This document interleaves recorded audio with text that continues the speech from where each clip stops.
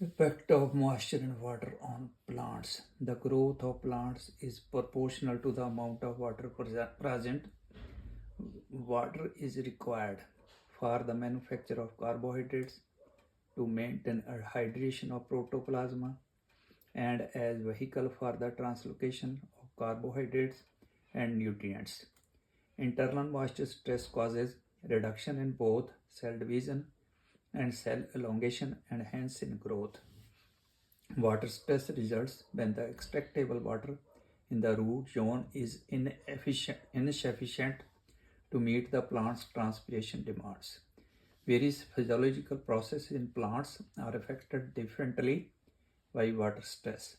For example, leaf elongation is more sensitive to soil water deficit than the other processes and will cease before all the extractable soil water is consumed.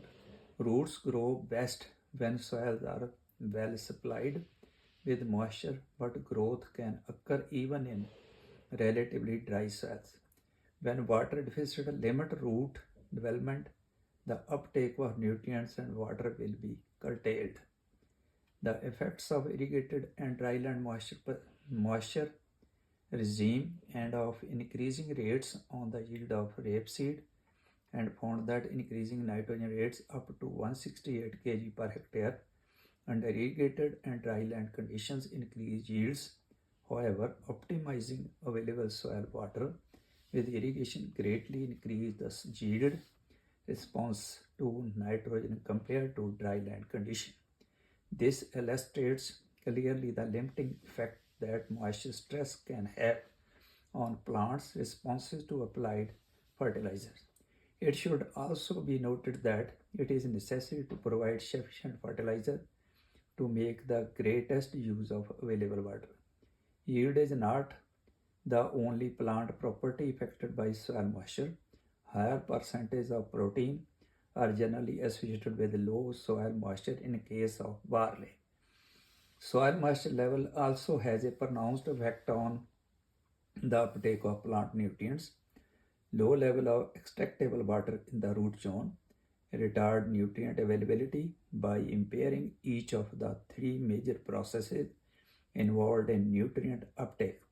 These processes are diffusion, mass flow, root interception. As a general rule, there is an increase in nutrient uptake when extractable water is high rather than low. The effect of decreasing soil moisture stress on phosphorus uptake by soybean tops is apparent.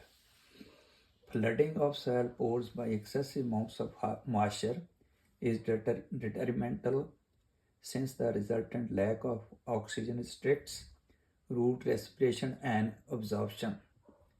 Water use efficiency. The tendency for plant nutrients to be taken up more readily as soil moisture increases has a favorable effect on the water use efficiency of plants.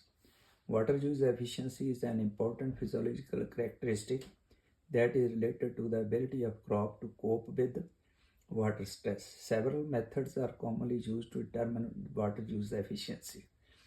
Water use efficiency in general is the amount of dry matter produced from a given quantity of water, usually expressed as grams of dry weight per hectare centimeter or acre inch of water.